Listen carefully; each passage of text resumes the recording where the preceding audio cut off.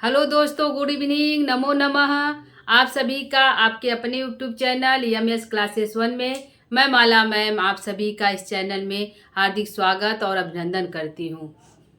दोस्तों, हमारी जो क्लास चल रही है लगातार प्रश्नोत्तरी की चल रही है। इससे पहले हमने नीति शतकम, किराता अर्जुनियम के प्रश्नोत्तर करा दिए हैं और उत्तरराम चरितम के भी कुछ प्रश्नोत्तर हो चुके हैं। आज हमारा जो है 5वां क्लास है उत्तरराम चरितम के। इसके जो चार क्लास है उसको हमने पढ़ाकर यूट्यूब पर डाल दिया है। ठीक है दोस्तों, तो आइए हम लोग स्टार्ट करते हैं अपनी प्रश्नोत्तरी का। आज का हमारा पहला प्रश्न है कि इसमें पहला प्रश्न हमारा है दोस्तों, शोक शोक क्षोभे च हृदयम प्रलापई एव धार्यते। इसमें किस वाच का प्रयोग किया गया है? इसमें जो कवि कह रहे हैं कि जो है इसमें किस वाच का प्रयोग किया गया? शोक क्षोभे च हृदयम प्रलापई एव धार्यते। ठीक है दोस्तों, प्रलापई एव धार्यते। इसमें जो है किस वाच का प्रयोग किया गया है? तो इसमें जो है कर्म वाच का प्रयोग किया गया। किस वाच का प्रयोग किया गया दोस्तों? कर्म वाच का प्रयोग किया गया है। कर्म वाच का प्रयोग किया गया इसमें। ठीक है दोस्तों। और इसमें जो है यदि यह पूछे कि शोक क्षोभे च हृदय प्रलापई ए धारी, यह जो पंक्ति है या पूछ रहे यह सुक्ति जो है किस ग्रंथ से लिया गया है? तो यह सुक्ति जो है उत्तरराम चरितम से लिया गया है। किस कवि की सुक्ति है? तो भभूति की सुक्ति, भभूति की है। ठीक है। यदि पूछे कि शोक क्षोभे च हृदय प्रलापई ए धारी, तो इसका अर्थ क्या है दोस्तों? तो इसका अर्थ है शोक और क्षोभ के कारण। यदि बहुत अधिक शोक हो, दिल में बहुत अधिक शोक हो और उससे क्षोभ उत्पन्न हो जाए तो हृदय को रो प्रलापई ए धारित, प्रलाप करना यानी रो लेना ही एकमात्र उसका जो है दवा है। यानी कि यदि हृदय हमारे शोक उत्पन्न हो रहा, उसके बाद उस शोक ने क्षोभ रूप धारण कर लिया है, तो हृदय यदि रो ले, प्रलाप कर ले, हमारा मन जो है बहुत अधिक रो ले, तो इससे हमारा हृदय जो है धैर्य धारण कर लेता है। हृदय मतलब पुनः जीवित हो जाता है। ठीक है। शोक और सोबई के कारण जो है व्यक्ति जो है मृत्यु को प्राप्त कर सकता है। उसकी जो अचेतन अवस्था में परिवर्तित हो जाएगी। तो दोस्तों, जो यदि व्यक्ति को बहुत अधिक शोक है और उसका शोक जो है क्षोभ अवस्था में बदल जा रहा है, तो व्यक्ति को चाहिए कि वो बहुत अधिक वह प्रलाप कर ले, वह रोले से जो हृदय हमारा शांत हो जाता है। आंसू के माध्यम से हमारे दर्द जो है बाहर निकल जाते हैं। तो दोस्तों, यह जो है कि राम के लिए जो है भभूति ने कहा, जब राम बहुत अधिक दुखी थे तो तमसा करिए कि यह अच्छा हुआ कि शोक क्षोभे, मतलब राम जो है इस समय रो रहे हैं तो उनके लिए बहुत अच्छा है। इससे उनका जो हृदय जो है बचा रहेगा। ठीक है। शोक क्षोभई च हृदय प्रलापई ये धारे। शोक और क्षोभ के बहुत अधिक बढ़ जाने पर प्रलाप करने से हृदय जो है धैर्य धारण करता है, हृदय हमारा बचता है। ठीक है दोस्तों, तो इसमें पूछा गया इसमें किस वाच का प्रयोग किया गया? तो इसमें कर्म वाच का प्रयोग किया गया है। ठीक है दोस्तों, आइए दूसरा प्रश्न देखते हैं। ठीक है दोस्तों, यह जो है सुक्ति देकर भी पूछ सकता है कि यह सुक्ति किस ग्रंथ का? उत्तराम चरितम का है। किस कवि का है? तो भभूति का है। दूसरा प्रश्न है, विसंग मोहम स्थागयति कथम में विसंग पद का अर्थ क्या है? विसंग पद का क्या अर्थ है? विसंग पद का क्या अर्थ है? विसंग मोहम, जो चारों तरफ से मोह जो है हमें घेरे जा रहा है। तो विसंग पद का क्या अर्थ है दोस्तों? चारों ओर से। क्या है? चारों ओर से मोह जो है हमें घेर रहा है, चारों ओर से। ठीक है। इसका अर्थ क्या है? विश्वक पद का क्या अर्थ है? तो विश्वक पद का अर्थ है चारों ओर से। ठीक है। विश्वंग मोह स्थागयति कथम में विश्वंग जो पद आया है इसका क्या अर्थ है? तो चारों ओर से। ठीक है दोस्तों, तीसरा प्रश्न देखते हैं। पद वाक्यम प्रमाणज्ञ कहा जाता है? किसको कहा जाता है? पद वाक्य प्रमाणज्ञ किस कवि को कहा जाता है? कालिदास को, भभूति को, भारवी को, भर्तृहरि को, किस कवि को कहा जाता है? तो पद वाक्यम प्रमाणज्ञ यह जो भभूति को कहा जाता है। किसको कहा जाता है? भभूति को कहा जाता है। ठीक है। भभूति कवि को कहा जाता है पद वाक्यम प्रमाणज्ञ। ठीक है। अगला है चौथा प्रश्न हमारा है। चौथा प्रश्न है, भभूति के गुरु का क्या नाम है? जो भभूति कवि, उनके गुरु का क्या नाम है? ठीक है। तो भभूति के गुरु का क्या नाम है? तो ज्ञान निधि है। ठीक है। भभूति गुरु का क्या नाम है? तो ज्ञान निधि है। ठीक है दोस्तों, क्या नाम है? ज्ञान निधि। इनके गुरु का नाम है ज्ञान निधि। ठीक है, 5वां प्रश्न देखते हैं। प्रश्न हमारा, भभूति के गुरु क्या नाम है? तो ज्ञान निधि नाम है।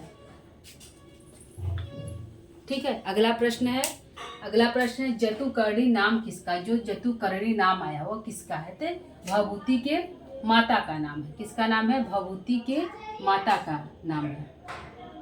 भभूति के माता का नाम है। ठीक है, माता का नाम है। ठीक है, क्या नाम है भभूति की माता? क्या नाम है? जतुकर्णी। भभूति के गुरु का क्या नाम है? तो ज्ञान निधि। ठीक है, तो दोनों क्वेश्चन इंपॉर्टेंट है। अगला है, कुमारिल भट्ट के शिष्य और मीमांसा दर्शन के विद्वान कौन माने जाते हैं? कुमारिल भट्ट है, उनके शिष्य कौन है? और जो है मीमांसा दर्शन के विद्वान किसे कहा जाता है दोस्तों? तो कुमारिल भट्ट के शिष्य और मीमांसा दर्शन के विद्वान जो है भभूति को कहा जाता है। किसको कहा जाता है? भभूति को कहा जाता है। भभूति को कहा जाता है। ठीक है, अगला प्रश्न है। ठीक है, अगला प्रश्न हमारा है 7वां प्रश्न है, उत्तर रामचरितम के टीकाकार घनश्याम जो है महाकवि भभूति को क्या मानते हैं? उत्तर रामचरितम के एक टीकाकार है घनश्याम, वह भभूति को क्या मानते हैं? ठीक है, उत्तर रामचरितम के जो टीकाकार घनश्याम है वह भभूति को क्या मानते हैं?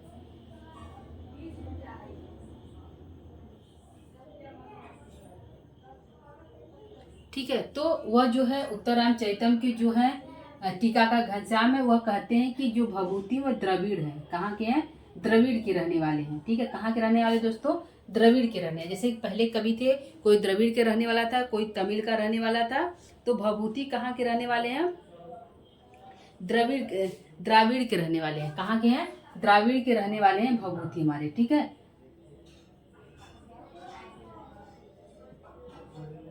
द्राविड़ के रहने। यह किसने कहा? घनश्याम ने कहा। कौन? ये क्या है घनश्याम? ये टीकाकार है। किसके टीकाकार है? उत्तर रामचरितम पे उन्होंने टीकाकार किया है घनश्याम। वह कहते हैं कि जो भभूति है वह द्राविड़ है। ठीक है, अगला प्रश्न है, उत्तर रामचरितम में प्रयुक्त काल प्रियानाथ पद का क्या अर्थ है? जो काल प्रिया है, क्या है? काल प्रियानाथ, जो कालों के काल है, महाकाल है। महाकाल कौन है दोस्तों? शिव है। तो कहा गया कालों के काल जो काल प्रिया जो एक शब्द आया उत्तर रामचरितम में, उससे किसका बोध हो रहा है? तो शिव जी का बोध हो रहा है। किसका है? शिव जी का बोध हो रहा है। ठीक है, काल प्रिया, उत्तर रामचरितम प्रयुक्त काल प्रिया नाथ पद का क्या अर्थ है? तो शिव उसका अर्थ लिख रहा है, मतलब भोलेनाथ का उसका अभिप्राय है। पद का क्या अर्थ है? शिव जी। ठीक है, ठीक है, अगला प्रश्न है, भभूति का अनुमानित समय माना जाता है। भभूति का जो समय वह क्या माना जाता है? ठीक है,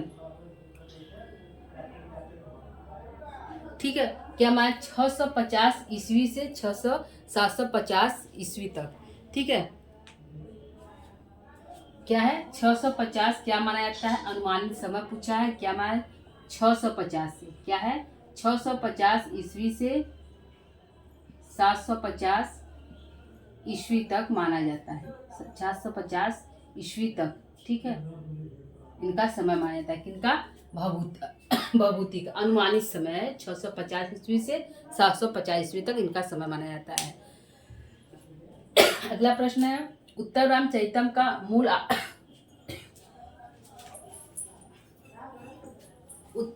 अगला प्रश्न है दोस्तों, उत्तर रामचरितम का मूल आधार है। तो उत्तर राम जो चरितम है इसका मूल आधार क्या, यानी कि यह कहाँ से लिया गया उत्तर रामचरितम? या तो उत्तर रामचरितम का मूल आधार दोस्तों वाल्मीकि रामायण से। किससे? वाल्मीकि रामायण से। तो हमारा आंसर क्या होगा?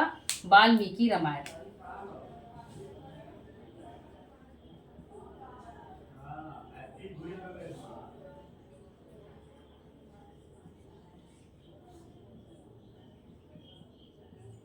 ठीक है, वाल्मीकि रामायण से लिया गया है।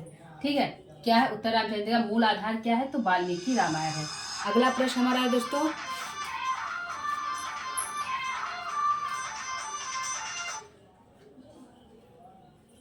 अगला प्रश्न है, भभूति मूलतः किस रीति के कवि माने जाते हैं? भभूति मूलतः गौड़ी रीति के कवि माने जाते हैं। ठीक है, किसके माने जाते हैं? गौड़ी रीति के कवि माने जाते हैं। ठीक है दोस्तों, पूछा हमारा प्रश्न है, भभूति मूलतः किस रीति के कवि माने जाते हैं? तो गौड़ी रीति के कवि जो है भभूति हमारे माने जाते हैं। ठीक है, किस रीति कवि है? गौड़ी रीति के कवि हमारे भभूति हैं। ठीक है, अगला प्रश्न है उत्तर रामचरितम की संपूर्ण घटना कितने वर्षों तक की है? उत्तर रामचरितम की संपूर्ण घटना कितने वर्षों की है? जो उत्तर रामचरितम हमारा जो है नाटक है, तो यह जो है कितने वर्षों का इसमें कथा है? तो इसमें 12 वर्षों का कथा है। ठीक है, कितने वर्षों कथा है? 12 वर्षों का कथा है, क्योंकि सीता जो है 12 वर्ष से जो है इस वन में निवास कर रही है। राम ने जब त्याग दिया था उस समय से अब तक उत्तर रामचरितम जो संपूर्ण घटना जो समाप्त होती है उसमें 12 वर्ष का उल्लेख किया गया है, जबकि लौ और कुश का वर्षगांठ है, 12वां वर्षगांठ है। इससे पता चलता है कि राम का जो उत्तर रामचरितम है, राम जब प्रवेश करते हैं वाटिका में तो वहाँ पे उनका जो है सीता को निकाले हुए 12 वर्ष बीत गए थे। ठीक है, तो इससे है कि रामचरितम का संपूर्ण घटना कितने वर्षों की है? तो 12 वर्ष की है। ठीक है दोस्तों, तो ये हमारा प्रश्न उत्तर था। प्रश्न उत्तर एक बार फिर से देखते हैं। शोक क्षोभे च हृदय प्रलापई धारे, इसमें किस वाच का प्रयोग किया गया? तो कर्म वाच का प्रयोग किया गया है। ठीक है, अगला प्रश्न है विसंग मोह स्थागयति कथम में विसंग पद का क्या अर्थ है? तो चारों ओर से राम कहते हैं कि लगता है कि चारों ओर से जो मोह रूपी जो मोह है, मूर्छा, वो हमको ढक रही है। पद वाक्यम प्रमाणज्ञ कहा जाता है, किसको कहा जाता है? तो भभूति को पद वाक्यम प्रमाणज्ञ कहा जाता है। ठीक है, भभूति के गुरु का क्या नाम है? तो ज्ञान निधि कहा जाता है इनके गुरु का नाम। इनकी माता क्या नाम है? तो भभूति जो है इनकी माता का नाम है जतुकर्णी या जातुकर्णी।